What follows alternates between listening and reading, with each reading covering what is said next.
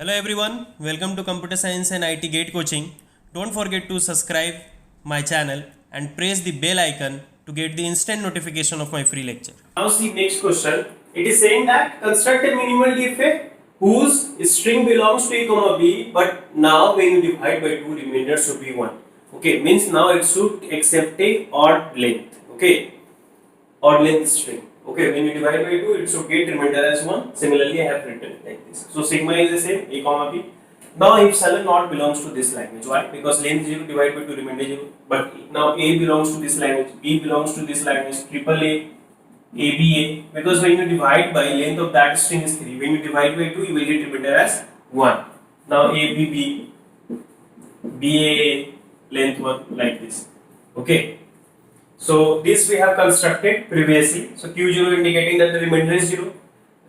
Q1 was indicating that the remainder is 1. So since I need to accept set of offspring whose remainder is 1, I will make now Q1 as the final state. And rest will remain same because this state indicating remainder 0. Length 0, then a comma b length 1, length 2, a comma b 3, 4 like this. So Q1 now going to be the final state.